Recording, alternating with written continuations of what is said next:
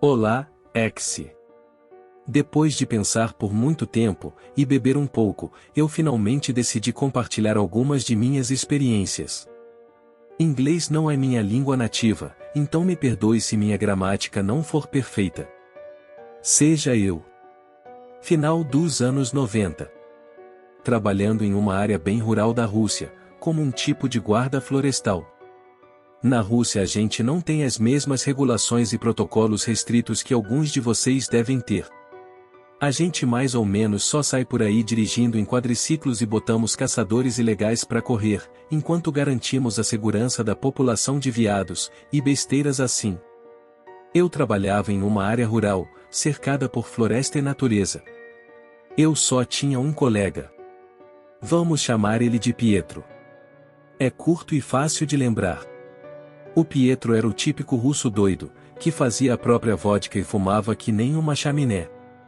Ele foi meu melhor amigo por anos, e sempre ficava ao meu lado não importava o que a gente tinha que encarar na floresta. O trabalho pagava muito mal, mas vinha com uns benefícios que faziam valer a pena. A gente não tinha patrão, e podia só ir acampar, beber, e chamar aquilo de uma excursão. Admito que, uma vez ou outra, a gente já extorquiu alguns caçadores inocentes falando que eles estavam cometendo crimes. A gente era corrupto pra cacete, mas ainda conseguimos fazer algumas prisões decentes, e colocar alguns caçadores ilegais de verdade atrás das grades. Mas, às vezes, a gente recebia ligações que exigiam trabalho duro de verdade. Se as pessoas vissem animais doentes, era nossa obrigação ir lá para garantir que não se espalhasse. Se um animal mostrasse comportamento agressivo que pudesse colocar os moradores em perigo, a gente tinha que abater. Também tínhamos amigos veterinários que faziam testes de sangue se a gente suspeitasse de raiva ou algo do tipo. Um dia, o Pietro e eu recebemos uma ligação de uns moradores locais, que pareciam bem assustados. Eles falaram que alguns garotos saíram para caçar há alguns dias, mas nenhum deles voltou. Eles todos achavam que eles foram mortos por ursos ou lobos. Ótimo! Agora a gente tem que entrar no matagal para encarar carnívoros potencialmente agressivos. Eles nos apontam a direção geral, e a gente vai lá dirigindo nos nossos quadriciclos. Umas 3 horas dirigindo, a gente encontra uma área de acampamento abandonada. Era evidente que o lugar foi revirado por alguma coisa. Provavelmente um urso. Pela aparência, parece que os garotos saíram com pressa, nem sequer levaram os rifles com eles. De lá a gente continuou a pé, com nossas armas em mão, só por segurança. Nós encontramos o primeiro corpo a alguns metros do acampamento. Ele estava virado de bruços, com várias feridas profundas nas costas. O que era mais estranho, era que as feridas eram perfurações.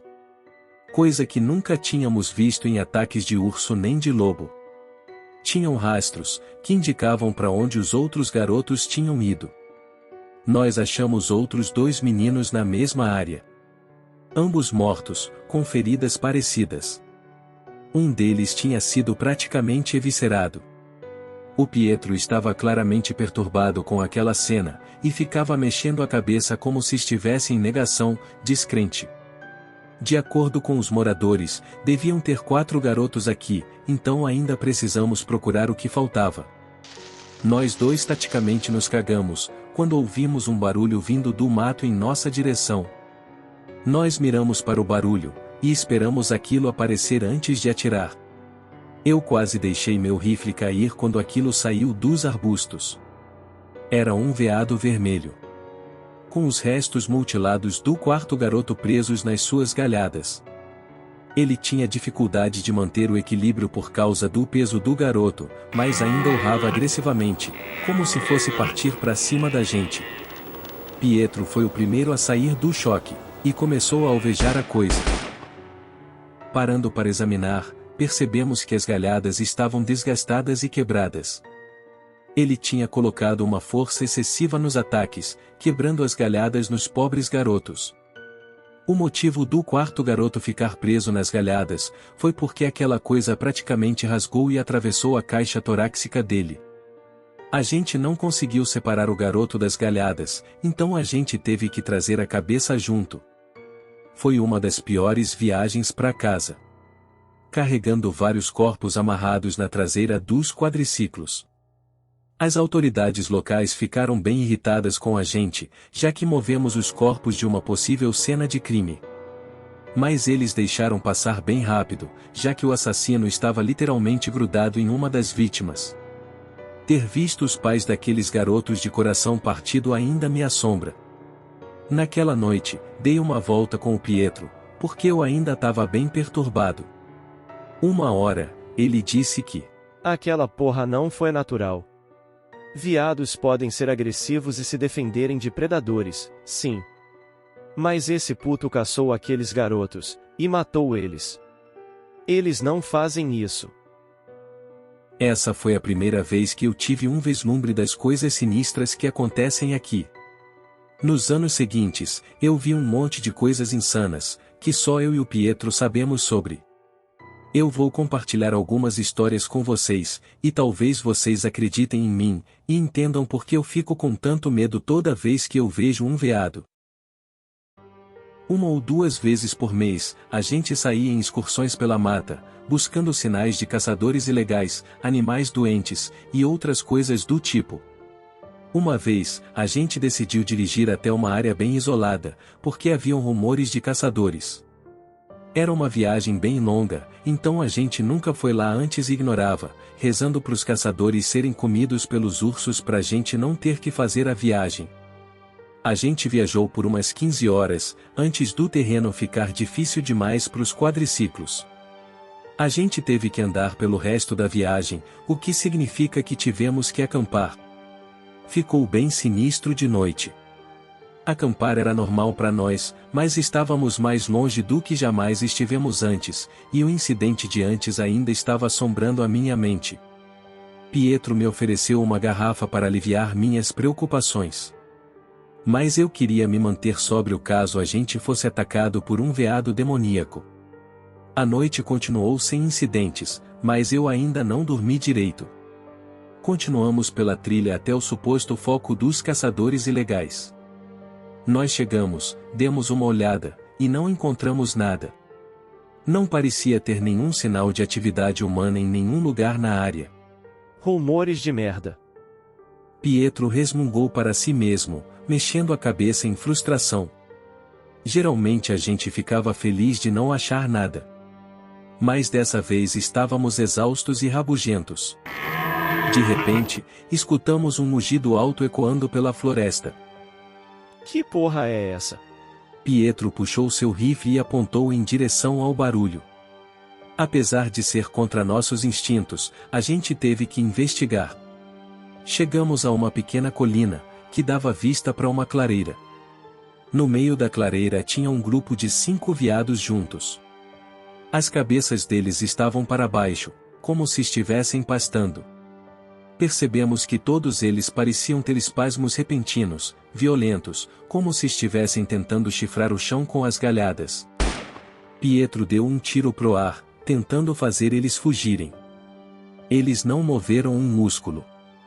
Se você tem qualquer conhecimento básico de vida selvagem, você sabe que barulhos altos fazem qualquer bicho sair correndo.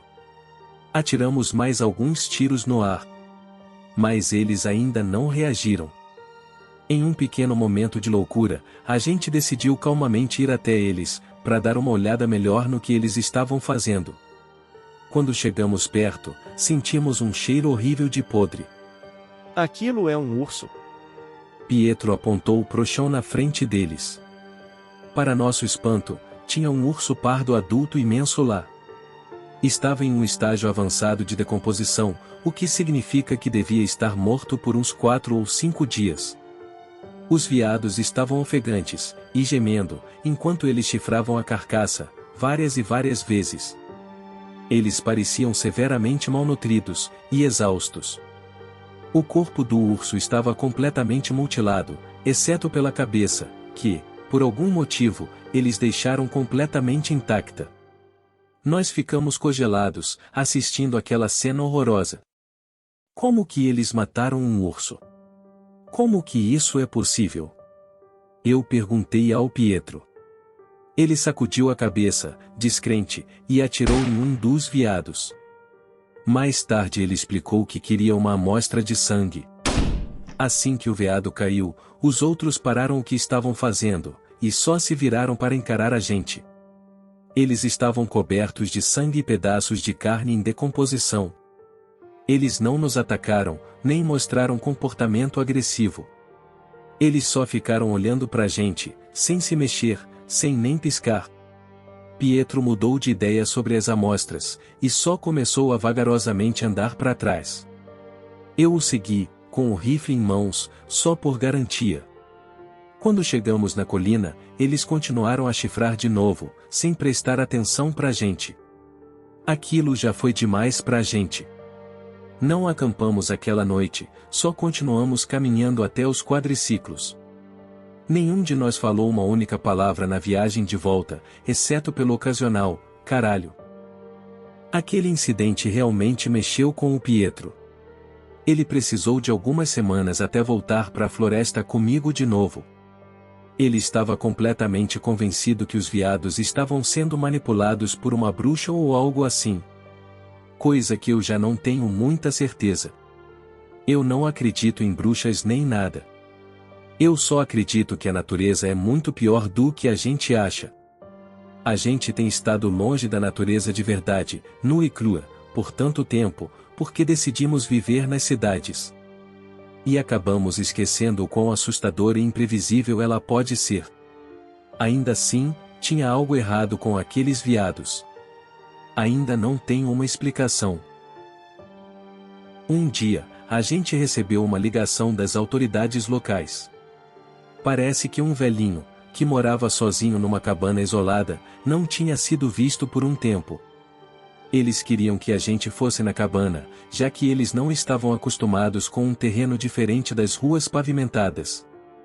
A gente levou eles até a cabana, e paramos a alguns metros da porta da frente. Já estava claro que algo tinha acontecido. A porta estava arrombada, e a cabana estava vazia. Os policiais nos pediram para ajudar na busca, e nós concordamos. A teoria inicial fora que ele foi levado por um urso. O que parecia bem plausível visto a porta. Nos dividimos, e seguimos os rastros que conseguimos achar. Passou por volta de meia hora, e um dos policiais nos chamou. Ele parecia meio perturbado, mas deu direções detalhadas para a sua localização. Ele não disse o que encontrou, mas disse: "Vocês vão querer dar uma olhada nisso." Quando chegamos lá, não estava claro o que ele achou, já que nada parecia fora de lugar. Nenhum galho quebrado, nenhum rastro, nada. Ele só apontou para cima, para uma árvore na frente dele. Em cima de um dos ramos mais altos, tinha uma carcaça de veado fresca. Aquilo certamente era estranho, mas ainda não entendemos o que tinha a ver com o caso. Então, vimos algo ainda mais estranho. Mais alto na árvore, tinha a carcaça de um urso. Alguma coisa matou o urso, e colocou ele no topo da árvore. Eu sabia que leopardos e outros felinos faziam isso para comer depois. Mas não tinham leopardos nem tigres nessa região. Os policiais pareciam perturbados, e olhavam ao redor, nervosos.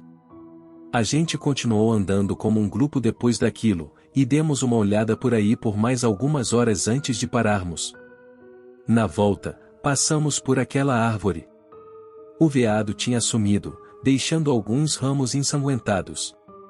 A gente acelerou o passo e foi embora, sem olhar para trás. Teve um inverno que aconteceu um incidente horrível. Como você deve esperar, nossos invernos podem ser bem pesados, com uma caralhada de neve e 40 graus abaixo de zero. Se alguém desaparece, imediatamente é presumido morto, porque é impossível se manter aquecido por muito tempo sem equipamento apropriado. E quando a criança de alguém desaparece? É horrível. A polícia tinha pedido nossa ajuda de novo, porque uma mãe tinha reportado o desaparecimento da sua filha de 6 anos. O pensamento de passar horas naquele frio não era agradável, mas a gente não podia ignorar uma criança desaparecida. A mãe tinha deixado os filhos brincarem do lado de fora de casa, quando uma delas simplesmente começou a correr em direção à floresta. Eles ficaram lá um tempo, chamando o nome dela, mas não a acharam. Foi daí que chamaram a polícia, que chamou a gente. Quando chegamos na área, ela estava desaparecida por umas 2 horas. A gente seguiu um rastro que suspeitamos ser dela, que cobria uma distância bem maior do que uma criança daquela idade podia ter corrido. E então, os rastros só pararam. Não tinha sinal de mais nada. Era como se ela tivesse simplesmente sumido no lugar.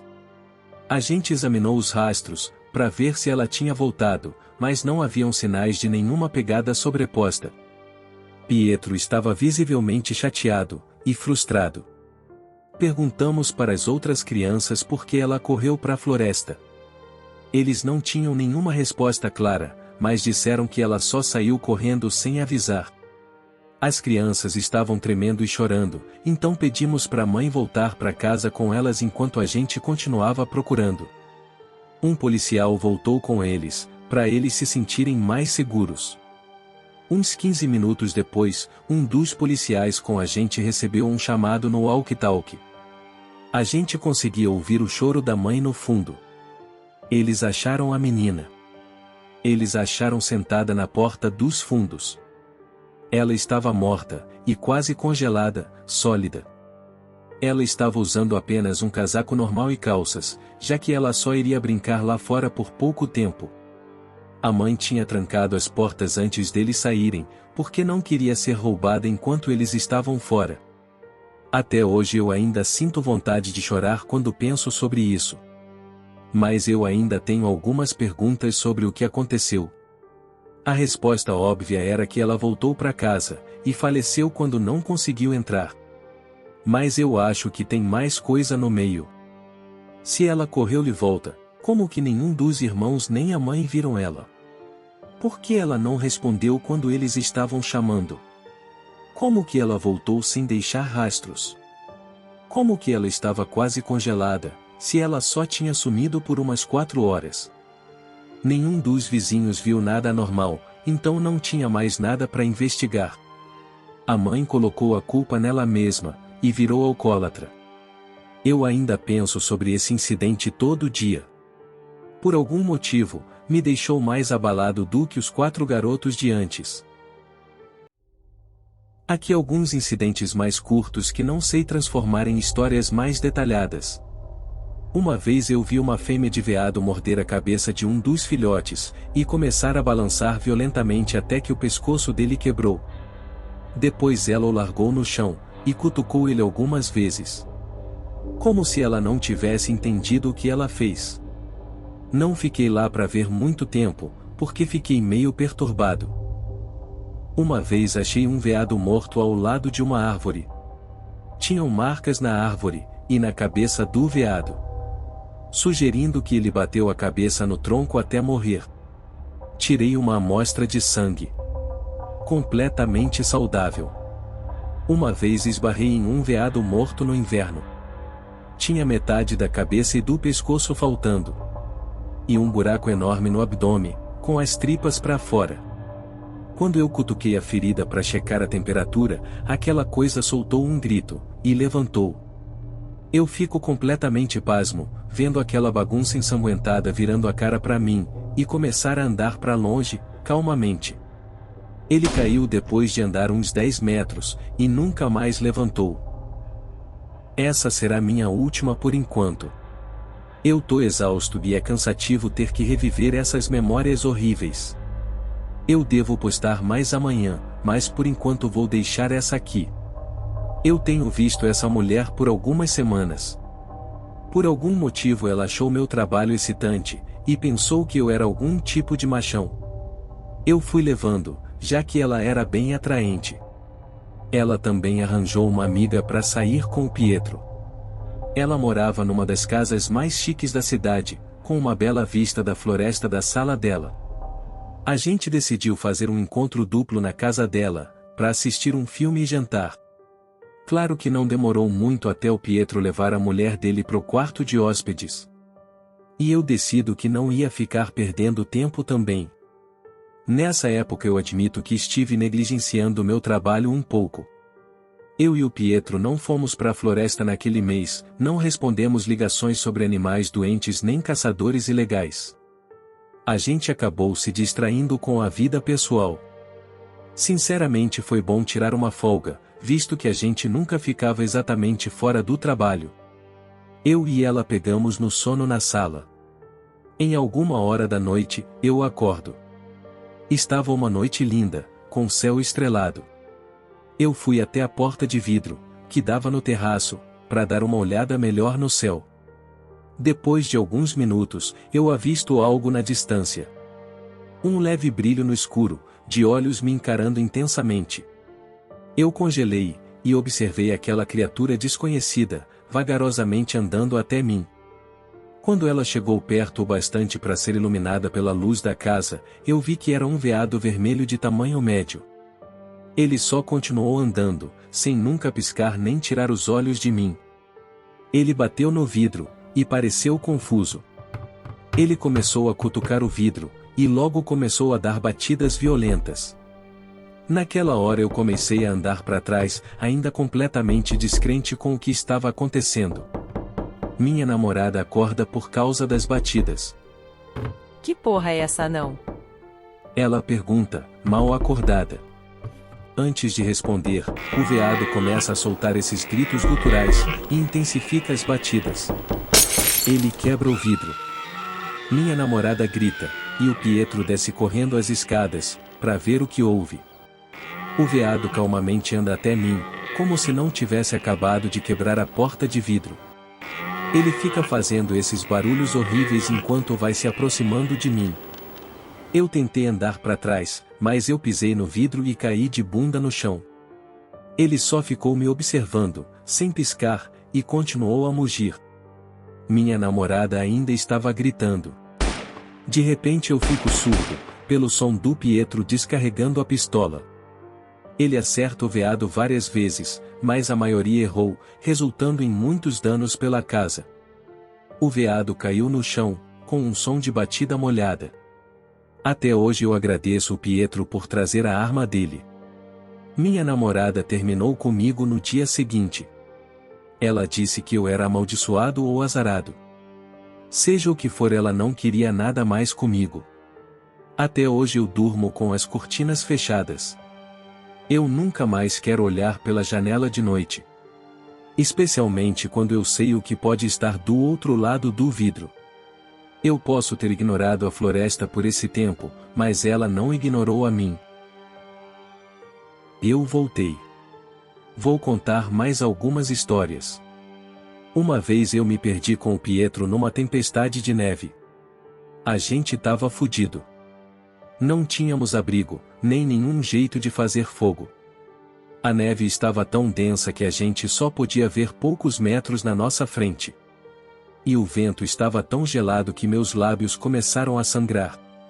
A gente dirigiu pelo que parecia uma eternidade, até acharmos uma velha cabana de caça, toda decrépita. A gente teve dificuldade até de sair do quadriciclo, porque nossas roupas estavam duras e congeladas. Ainda me lembro de como o Pietro estava tremendo os dentes. A cabana estava completamente vazia, mas tinha uma simples lareira, e alguma lenha quase seca. Enquanto sentamos lá, nos aquecendo com o fogo, tivemos um momento de completo pavor, quando percebemos que a gente realmente podia morrer. A gente não sabia quanto tempo a tempestade iria durar, e não tinha tanta lenha para queimar.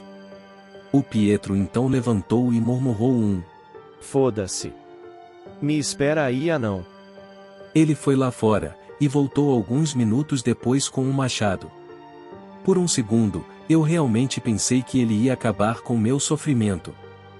Mas para meu alívio, ele começou a meter a machadada nas tábuas do chão da cabana. Usa isso aqui de lenha. O fogo vai durar mais um tempo. Deus te abençoe, Pietro. Você e sua cabeça de maluco.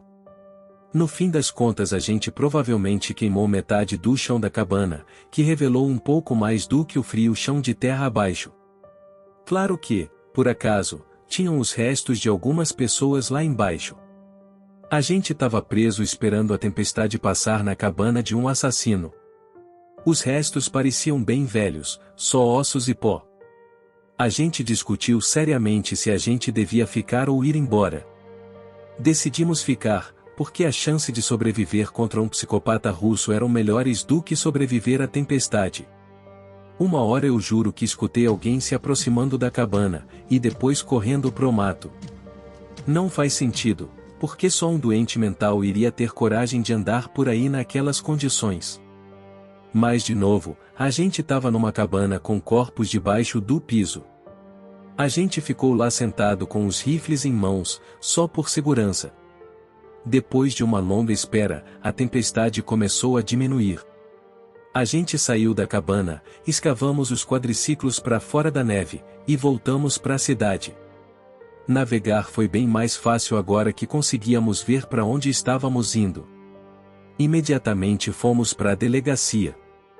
Eles falaram que estavam surpresos de nos ver, e que já tinham nos reportado como desaparecidos/mortos. A gente contou sobre a cabana, e concordamos em mostrar para eles no dia seguinte. Eu dormi umas 14 horas depois de um banho quente na banheira. Foi o melhor sono que já tive. A gente encontrou os policiais, e levamos eles até a cabana. Tinha desaparecido. Não tinha absolutamente nenhum traço dela. Os rastros dos nossos quadriciclos estavam ainda claríssimos, até mesmo o lugar que a gente escavou eles. Mas a cabana não estava lá. Tinha uma área clara de onde ela estava, mas não tinha nada a não ser uma fina camada de neve no lugar. Os policiais pareceram ficar irritados, dizendo que desperdiçamos o tempo deles. Falaram que a gente devia ter alucinado, ou a gente bebeu muito da vodka caseira do Pietro. Até hoje isso nunca fez sentido para mim. Nunca achei uma explicação. Pietro e eu estávamos numa de nossas excursões no começo do outono, quando esbarramos em um caçador em pânico. Ele implorou que a gente ajudasse o amigo dele, que foi atacado por um urso mais pra frente na trilha. Ele nos levou até o lugar do incidente, mas já era tarde demais. O cara estava completamente fudido. Eviscerado, com o rosto arrancado, e os membros dobrados em posições anormais. Eu quase vomitei só de olhar. A gente decidiu que esse urso era perigoso demais para viver, já que estava muito perto da cidade. A gente começou a procurar rastros, para ter uma ideia de onde ele foi. O caçador só ficou sentado contra uma árvore, chocado demais para reagir ao que estava acontecendo. Toda vez que perguntamos ele disse que a criatura era um urso. Só tem um problema. Nós só achamos rastros de veado. Contra nossa intuição, a gente começou a rastrear o corno. Eu juro que corria uma cachoeira de suor frio nas minhas costas enquanto a gente estava caçando esse filho da puta. Sinceramente preferia procurar um urso.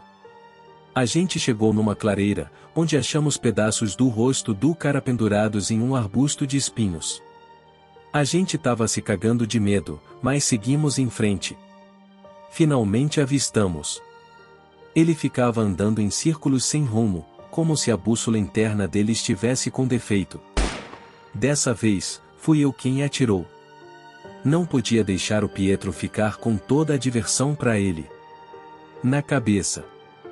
Morreu na hora. Pedaços de carne ainda estavam pendurados nas galhadas dele. A gente teve que coletar os pedaços individuais, e colocar numa sacola, para poder entregar no necrotério com o resto do corpo. A gente estava quase vomitando, foi horrível. No fim levamos o caçador em choque junto com a gente, para ele poder dar o testemunho. Por que você disse que era um urso? O Pietro perguntou. Vocês nunca iam acreditar em mim. Ele disse. Ai, se ele soubesse. Eu estava no apartamento do Pietro uma noite, compartilhando histórias e bebendo. Sentados na varandinha dele, e fumando, quando recebemos uma ligação da delegacia. Tinham relatos de um animal grande, presumivelmente um urso, pela área. Alguns dos moradores locais estavam bem assustados, e chamaram a polícia. Claro que caiu na nossa jurisdição. A gente decidiu dar uma olhada na manhã seguinte. Não sentimos vontade de correr atrás de uma criatura desconhecida, grande, ainda por cima de noite, e meio bêbados. Ficamos lá sentados por alguns minutos, conversando, quando um grito ensurdecedor ecoou de longe na floresta. A gente ficou quieto por alguns minutos. Caralho, que alto. Pietro disse. Uau, valeu, eu nem tinha percebido seu espertalhão. Decidimos checar. Operação, caçada dos russos alcoólatras, começou. A gente saiu por aí sem direção, apontando as lanternas e os rifles em locais aleatórios no escuro. Tá de sacanagem. Pietro gritou. Ele achou grandes pegadas de cascos. Não me diz que é outro veado, pelo amor de Deus. Ele pareceu tanto bravo quanto assustado. Escutamos algo atrás de nós. Nós imediatamente nos viramos, e miramos em direção ao som. 2 olhos brilhantes refletindo nossas luzes. E aquilo solta um grunhido alto pra cacete, e corre pra cima da gente. Nos cagando, a gente alveja o bicho todo. É um javali. A porra de um javali. Mas era grande pra caralho, a gente até pensou que era um urso. Foto relacionada é parecido com o bicho que a gente matou. Pelo menos não era um veado. Eu disse. Pietro riu de nervoso, e mexeu a cabeça, perplexo com a besta na nossa frente. Sinceramente não sabia o que fazer com ele. A gente não tinha trago os quadriciclos, e a coisa era pesada demais para carregar. Então a gente só deixou ele lá pros lobos comerem. A polícia acreditou na gente dessa vez. Alguns javalis crescem bastante. Tiveram sorte que ele não comeu vocês. Outra coisa para me preocupar. Fantástico. A maioria não sabe, mas tem um monte de sistemas de cavernas na Rússia que ainda não foram explorados. Também tinha onde eu morava. Não era incomum eu e o Pietro esbarrarmos numa caverna ou 2 durante as excursões. Tem um monte de lendas locais sobre elas. Tipo uma cidade subterrânea, covis de bruxas, animais pré-históricos, e por aí vai. Seja como for, eu sempre achei sistemas de cavernas fascinantes. É como entrar num mundo novo, onde as antigas regras não se aplicam. Então, quando a polícia montou um time de resgate, para ajudar um adolescente que ficou preso numa caverna, eu não hesitei em me voluntariar. Naquela época a polícia gostava e respeitava eu e o Pietro. Eles confiavam na gente, e nos incluíam em alguns trabalhos. O Pietro não veio dessa vez, porque ele estava de ressaca. O caso era o seguinte. 2 adolescentes tentaram explorar um sistema de cavernas local, que tinha umas partes bem íngremes. Um dos garotos se desequilibrou e caiu no meio da escuridão lá de baixo. Ele ainda estava vivo, mas tinha quebrado o tornozelo, e não conseguia sair. Ao invés de ir lá e ficar preso também, o outro garoto foi esperto e foi buscar ajuda. A gente foi andando pela caverna, olhando onde estamos pisando. O chão da caverna era molhado, coberto de alga. Não era surpresa que o garoto escorregou. Quando chegamos no lugar da queda, apontamos as lanternas para ele. Ele acenou e sorriu, sabendo que estava salvo. Eu comecei a descer pela íngreme parede de pedra, com uma corda amarrada na cintura. Quando cheguei no fundo, eu amarrei o garoto na corda, e dei o sinal para os policiais puxarem ele. Ele foi para lá. O garoto me disse, e apontou para uma passagem apertada no fundo da caverna. Como é? Eu disse, me perguntando se ele bateu a cabeça quando caiu. O meu amigo. Ele desceu aqui, e me disse que achou uma saída lá. Eu estava confuso, mas disse para ele. Seu amigo tá lá em cima com os outros. O rosto dele ficou pálido. Mas ele estava aqui comigo. Ele foi para lá. Um mau pressentimento tomou conta de mim, mas tentei ignorar. Agora eu tava preso lá embaixo, até eles jogarem a corda de novo. E esse moleque me diz que tinha alguém aqui com ele. Mesmo que o outro tinha ido direto pra polícia. Eu me senti muito exposto, e fiquei me focando naquela passagem apertada no fundo da caverna. Eu apontei minha lanterna pro chão, e achei pegadas levando até a passagem. Pegadas de pés descalços. Caralho, caralho, caralho. Logo quando estou carregando uma tonelada de tijolos, eles jogam a corda, e bate no meu ombro. Eu soltei um gritinho de medo. Um que aqueles filhos da mãe nunca perdoaram. Quando me puxaram, eu me recusei a olhar para baixo. Saí de lá o mais rápido possível. Foda-se seja lá o que tinha lá. Um dos maiores problemas com caçadores ilegais era que às vezes eles deixavam armadilhas de urso velhas enferrujadas por aí. Foto relacionada. Às vezes eles nunca buscavam, o que significa que algumas partes da floresta podiam virar um campo minado para tornozelos. Às vezes a gente achava carcaças de animais que ficaram presos e foram deixados para morrer. Eu quase pisei numa uma vez, mas o Pietro percebeu a corrente antes e me parou. Valeu de novo, amigão. Uma vez a gente achou uma dessas que tinha sido ativada. Dentro tinha uma bota, com um pé ainda lá dentro. O resto do corpo tinha sumido. Tinha uma piscina de sangue embaixo, com alguns pedaços de tecido ensanguentado. Pelo que parecia, alguém ficou preso, e depois teve o pé amputado. A gente seguiu o rastro de sangue, mas não achamos nenhum corpo. Ele devia estar junto de um amigo, que levou junto. A parte irônica é que, na verdade, essas armadilhas são bem fáceis de desarmar, se você saber qual o pino que tem que puxar. O coitado perdeu o pé por causa de um caçador debilóide. A gente levou o pé, e perguntamos pela delegacia sobre. Não havia nenhuma informação sobre gente se machucando em armadilhas de urso. O cara nem foi pro hospital. Isso significa que, ou ele era o caçador, ou o cara era foda mesmo. Nunca achamos ele, nem ouvimos falar dele desde então. Ainda assim, achar um pé nunca é agradável. Ainda mais quando você sabe o tipo de coisa que tem por aí. Uma vez o Pietro me mostrou um povoado abandonado que ele achou quando era menor. Apesar de termos a mesma idade, eu era mais um garoto de cidade do que ele. Ele sempre morou em áreas com pouca gente, e passou boa parte da infância e adolescência explorando a floresta. Ele raramente falava da infância, porque o pai dele era alcoólatra e batia nele, e na mãe. Mas ele confiava em mim, e se abria. Depois de uma garrafa ou duas.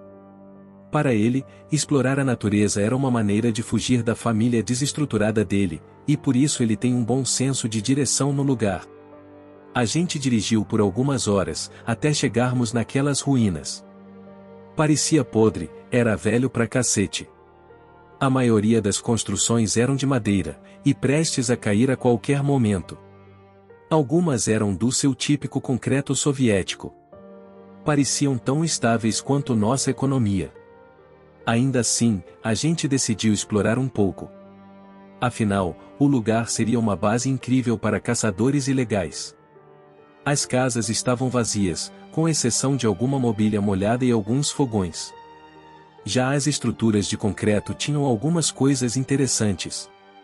Achamos algumas caixas com dinamite velha, o que nos fez concluir que tinha sido uma cidade de mineração. Depois até encontramos uma mina alguns quilômetros depois. Tinham muitas coisas enferrujadas demais para descobrir o que eram. Tudo estava caindo aos pedaços, e parecia bem perigoso mexer demais por aí. Não era incomum achar cidadezinhas de mineração abandonadas que nunca apareceram em mapas. Então a gente não pensou muito sobre por que estaria largada assim. Isso é, até que a gente viu a merda do veado. O Pietro, nervoso, cutucou meu ombro, e apontou para nossa direita. Havia um grande veado nos observando de trás de uma das casas.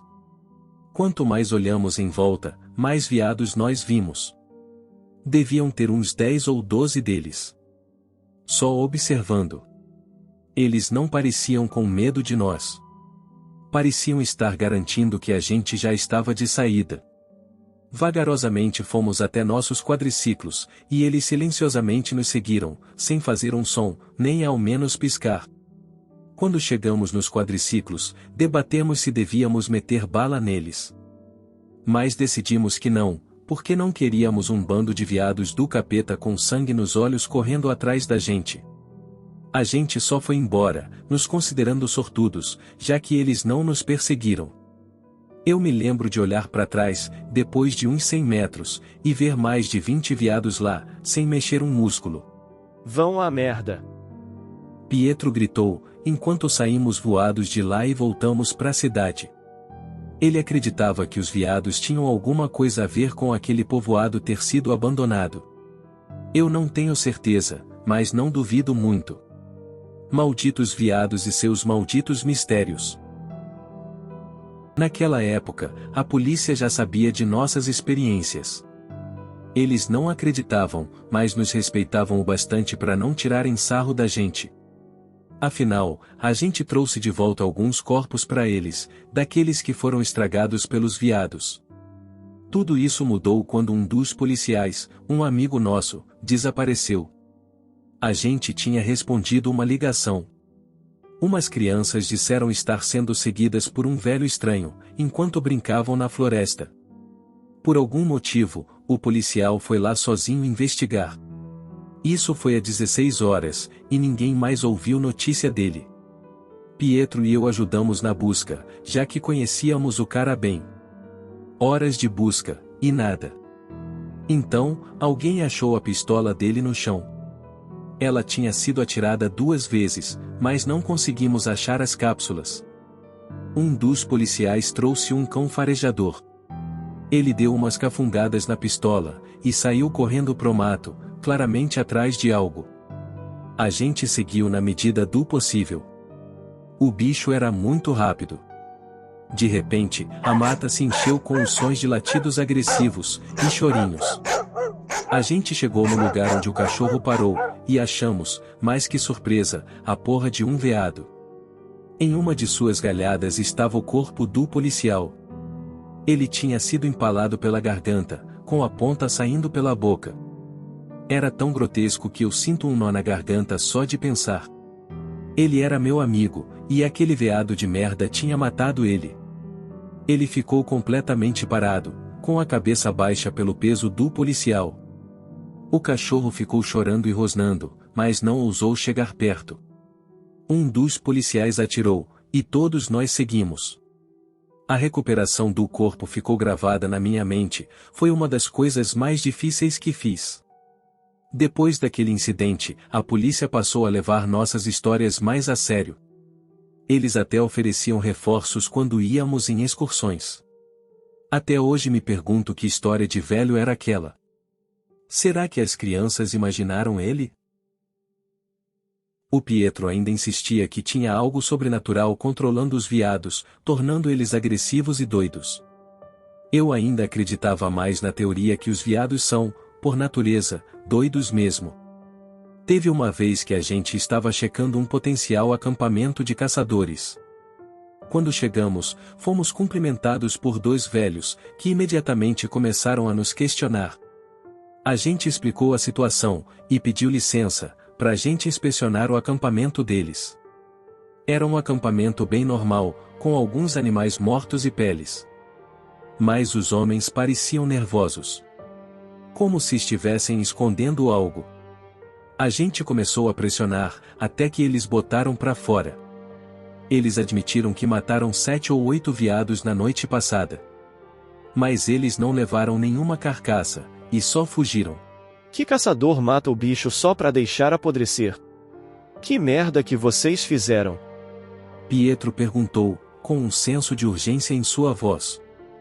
Eles explicaram que estavam sentados numa daquelas cortinas camufladas que os caçadores se escondem, esperando um veado passar. Eles então viram um, que foi andando até eles, reto. E viram os olhos dele através da mira. Estava olhando diretamente para eles, mas, ainda assim, andando calmamente até onde estavam. Então eles escutaram um graveto se quebrando, e perceberam que estavam sendo cercados. Todos eles tinham os mesmos olhos vazios, sem vida, e nenhum fez qualquer som ou movimento brusco. Quando eles os cercaram por completo, começaram a mostrar agressão, e urraram para os caçadores. Eles deviam estar a uns 3 metros acima do chão, em cima de 4 pilares de madeira. Os veados começaram a bater nos pilares, e continuaram urrando. Os caçadores ficaram com medo, e começaram a matar os veados um por um. Eles correram pro acampamento depois disso, e não caçaram nada depois. Eles nos mostraram o caminho para a cortina deles, e tinham várias carcaças de veado estiradas na base. Haviam marcas nos pilares, o que deu a entender que a história era a verdade. Eles nos perguntaram se o que eles fizeram ia dar problema. A gente disse que não. Contanto que eles não façam nada com as carcaças, a gente não ia fazer nada. Geralmente, nessas situações a gente cobrava uma taxa, digamos. Mas visto que eles tiveram problemas com os veados psicopatas, a gente acabou simpatizando com eles. Na verdade, a gente até agradeceu por se livrarem deles pra gente, já que eram ameaças aos moradores locais. A gente disse que, se eles encontrarem veados agressivos, que deviam matar na hora. Eles pareciam meio confusos, e a gente foi embora. Nunca mais os vimos de novo. Pietro e eu fomos em uma excursão, e acabamos sendo caçados por uma alcateia de lobos. Geralmente, os lobos costumam ficar longe dos humanos, custe o que custar. Mas dessa vez, estavam literalmente correndo atrás da gente, nos nossos quadriciclos. Eu não sei exatamente quantos eram, mas estimei que deviam ser 8 ou 10. Eles nos perseguiram por cerca de 1 quilômetro, quando eu sem querer bati numa árvore, e saí voando. Eu o apaguei no impacto. E quando acordei, Pietro estava sentando ao meu lado, fumando. Levei um momento para me lembrar do que tinha acontecido. Mas quando olhei em volta, não tinha lobo nenhum. Para onde eles foram? Você botou eles para correr? Perguntei ao Pietro. Ele mexeu a cabeça. Eu tentei, mas eles não estavam interessados em você, nem em mim. Ele apontou pro meu quadriciclo. Estava quase completamente despedaçado. Eles atacaram, ficaram arranhando, mordendo, e arrancando pedaço, até a boca sangrar. Haviam vários dentes cravados em vários lugares do meu quadriciclo. Ele não ligou mais. Eles estragaram completamente o motor. Já o veículo do Pietro estava inteiro. Mas que porra foi essa? A gente teve que deixar o meu quadriciclo para trás, e eu peguei carona com o Pietro. Agora, eu já estava certo que a natureza simplesmente me odiava. Virou uma piada interna entre eu e o Pietro, que eu escolhi o trabalho que me fazia ficar na natureza o tempo todo, só para a natureza me rejeitar. Essa vai ser a última postagem. Vai ser longa, mas vai descrever o incidente que eventualmente me fez me mudar para a Europa. Eu agradeço a todos vocês por lerem minhas besteiras. Especialmente aqueles que acreditam em mim. Tudo começou quando o Pietro teve uma ideia horrível. Ele sugeriu irmos para um ponto central da floresta, tipo um lago, ou qualquer lugar que os veados devem passar. A gente então ia ficar numa plataforma de caça, em cima de uma árvore grande, e acampar lá uma semana. Atirando em todo veado que parecer suspeito. No começo eu chamei ele de idiota, já que nosso trabalho era para preservar a vida selvagem, e não exterminar. E, para ser sincero, eu também estava aterrorizado com a ideia de passar uma semana no meio do nada. Ele me chamou de frajola, e me deu o ultimato. Ou você vem comigo ou eu vou sozinho. Eu não podia deixar meu melhor amigo lá sozinho por uma semana. Ele devia saber disso, e usou de isca. A gente passou numa loja, e comprou todo o equipamento necessário pro nosso projetinho. Tábuas, parafusos, corda, etc, etc. Então compramos suprimentos, como comida enlatada e água. Enchemos os quadriciclos com todo o equipamento, e fomos em direção à natureza. Eu me perguntava o porquê do Pietro fazer algo tão idiota. Mas entendi que ele já não aguentava mais. Eu não o culpo. A parte estranha era que, a gente não tinha visto nada anormal por quase 6 meses desde a última vez. Parte de mim me perguntava se ele queria ir atrás dessas coisas de novo, por algum motivo. Ele nunca me disse por que decidiu ir nessas cruzadas retardadas contra os veados, mas eu ainda fui junto, para poder ajudar. Eventualmente achamos um grande lago, cercado de grandes, lindas árvores. Era o meio de agosto, então não tinha risco de morrer de frio enquanto dormíamos. A gente começou a construção, que acabou sendo uma plataforma de madeira, uns 5 ou 6 metros acima do chão, com uma vista pro lago. Quando acabamos, o sol estava se pondo. Não havia sinal de vida selvagem quando construímos. Mas imaginamos que era por causa do barulho que fizemos. Nosso plano tinha um grande furo, que só percebemos depois. Mosquitos. A gente não tinha cobertura, e acabamos plantados logo na porra da capital dos mosquitos da Rússia.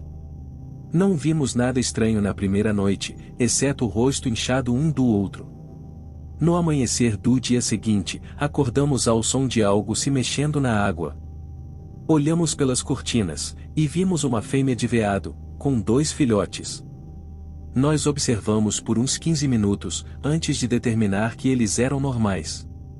Incidentes parecidos ficaram acontecendo pelos primeiros dias. Nada fora do normal. Eu me senti aliviado, e me perguntei se eles migraram para um lugar diferente, planejando aterrorizar outros guardas. Mas, por algum motivo, o Pietro parecia extremamente tenso, e ficava murmurando e xingando toda hora. Ei Pietro! Cara, o que tá rolando? Ele olhou para mim com uma expressão vazia, e sentou ao meu lado. Ele explicou que tem tido pesadelos sobre os veados. Ele achava que, se matasse alguns deles, poderia provar para si mesmo que não tinha nada do que ter medo. O coitado não tem dormido direito há mais de 1 mês. Ele quase começou a chorar quando me contou. Realmente provou que o cara já estava no limite. Eu tinha que ajudar. Então fiquei com ele, e fiquei de vigia enquanto ele cochilava. Eu não contei nada para ele, mas na verdade eu estive pesquisando o custo de me mudar para outro país. Eu não disse nada porque eu não estava planejando nada de verdade. Além do mais, eu não sei se podia só largar ele daquele jeito. Eu fiquei observando os arredores por horas, e estava pensando em relaxar um pouco e curtir a paisagem. Mas aí eu ouvi algo se aproximando à nossa esquerda. Para fora da linha das árvores, saiu um veado. Eu esperei um pouco antes de acordar o Pietro, para ver se ele parecia estranho. Ele abaixou a cabeça, e se mexeu como se estivesse bebendo água do lago. Só que ele não estava nem um pouco perto da água. Aquilo foi prova o suficiente para mim, e eu balancei o Pietro devagar, até ele acordar. Ele se arrastou até a frente, e olhou pro veado, sorrindo com algum tipo de satisfação sádica. Ele mirou o rifle, e atirou. Um tiro certeiro, direto no peito. Ele deu um suspiro de alívio, e começou a rir. A gente ouviu o som de vários animais andando pela mata, mas nunca vimos nenhum. Parecia até que aquele veado sozinho fosse uma isca. Aquilo só alimentou a paranoia do Pietro. Ele ficava praticamente tremendo de medo toda vez que escutamos algo andando pelo mato. Às vezes um veado aparecia do outro lado do lago, mas, não importava quantas vezes a gente atirava, que nunca acertamos. À noite, nossa principal fonte de luz era uma lâmpada a óleo. Parte de mim suspeitava que era uma péssima ideia, usar isso em cima de madeira seca. Na 5ª noite, as coisas começaram a sair do controle. A gente ficava vendo brilho de olhos na mata, mas toda vez que olhamos pela mira, não tinha nada. Como se estivessem brincando conosco. Pietro deu alguns tiros no ar, tentando espantar aqueles esquisitos e fazer parar seja lá o que estavam fazendo.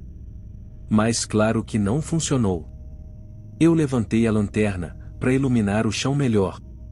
Quando eu levantei, eu fiquei tonto, e caí. A lanterna caiu, e as tábuas começaram a pegar fogo. Nós abandonamos tudo, e descemos a corda. Meu rifle estava lá, junto do meu equipamento favorito. A gente ficou lá, no meio da noite, com a cortina em chamas iluminando bem mais do que a lâmpada. Eu ainda tremo só de lembrar. O maior bando de veados que eu já vi, estavam nos olhando da floresta. Todos os seus olhos estavam iluminados pelas chamas, dando-os uma aparência infernal. O Pietro estava praticamente hiperventilando, e saímos correndo para os quadriciclos. Viramos a chave, e saímos o mais rápido possível.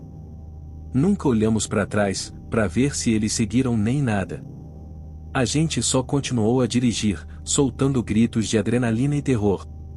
Quando chegamos na cidade, Pietro foi para casa sem falar uma palavra. Eu fui pro meu apartamento, e me isolei do mundo por completo. Tranquei a porta, fechei as cortinas, e desliguei meu telefone de pobre. Eu fiquei daquele jeito por alguns dias. Então, eu senti vontade de beber alguma coisa.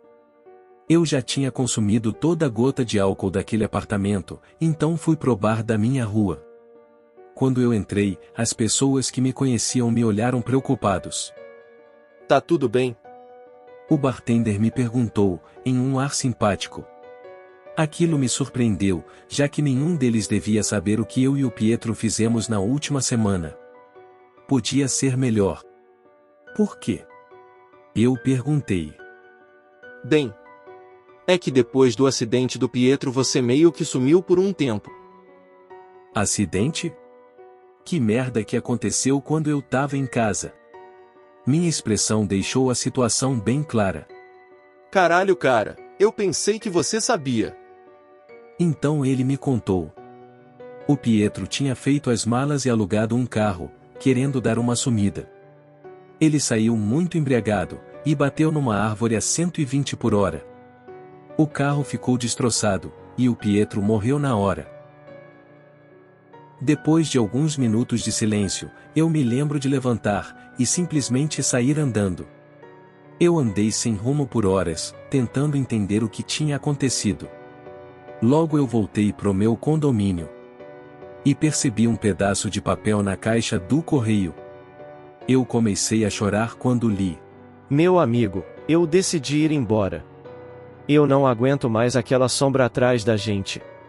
Espero que você me visite um dia desses. Você me ajudou nos piores momentos. Mas dessa vez não tem como você me ajudar. Se você decidir vir, você pode me achar em tal e tal. Não foram exatamente essas palavras, mas passa a ideia. Eu chorei por tanto tempo que pareceu uma eternidade. Ainda estou, enquanto digitando isso. Depois de um mês, eu decidi me mudar da Rússia, para recomeçar. Eu sei que nunca posso fugir do meu passado, nem dos pesadelos que surgem de vez em quando. Mas eu posso me distanciar do que aconteceu. Eu ainda sinto falta daquele doido todo dia, e nunca vou esquecer que amigo foda ele era. Agora eu moro na segurança de uma cidade grande, bem longe das florestas. Às vezes eu ainda passo de carro por uns bosques mais famosos. Mas tudo parece tão falso.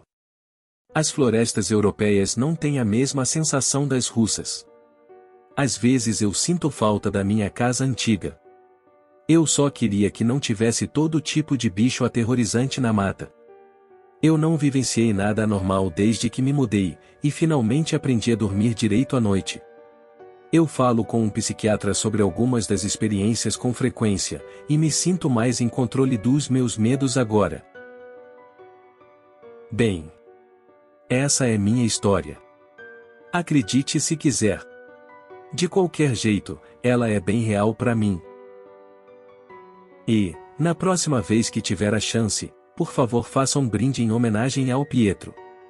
Para honrar a memória dele, e o homem que ele foi.